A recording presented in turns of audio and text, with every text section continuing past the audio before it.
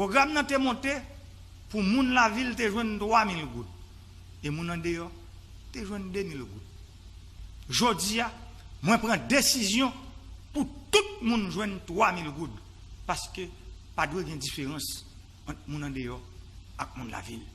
Nous tous ces haïtiens. M'a annoncé gen moun dans 4 départements qui recevoir l'argent dans commencement semaine ça même.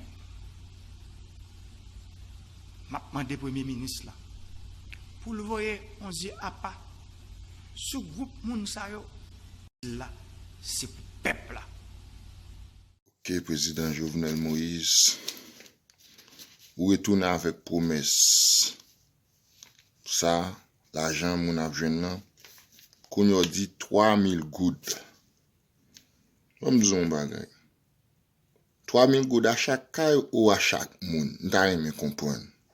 Parce que si c'est à chaque caille, OK, si c'est à chaque moun, faut pas confondre bagay yo parce que on caille ka gen 5 moun là-dedans, 5 moun yo, tous les 5 moun yo grand moun.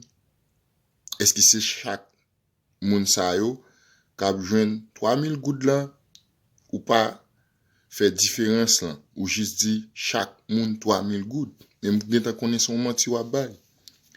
Imagine moi m'a vivre dans les États-Unis, l'état fait chaque moun qui pa gen ti moun cadeau $1200.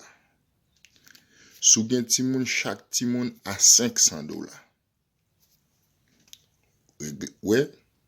A veut dire président Jovenel Moïse gade meni. Ouais ça? Meni. Ouais. Ça c'est comme l'état bam. Les fini encore, yo gen employment là lui-même ou fil li.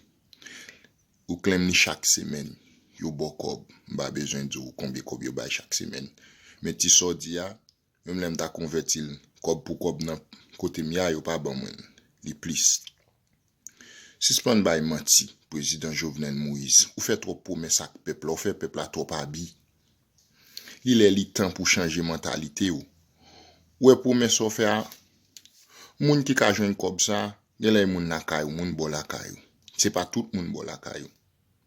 M'pa kwe, imagine ou. Meni,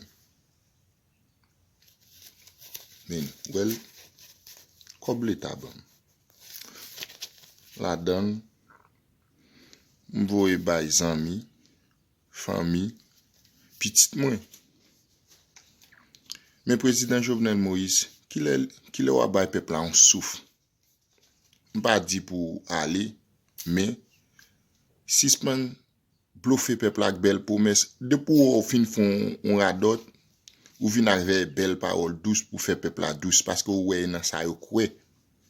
Mais il est le temps pour changer bagay yo.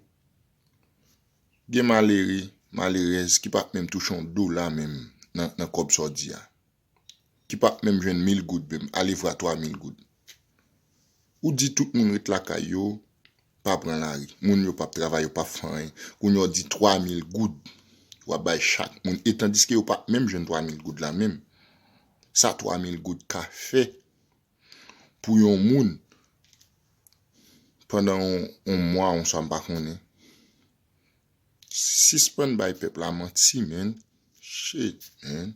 400 moun men. Pas jamais gon promesse qui fait ou fait qui réalise non men.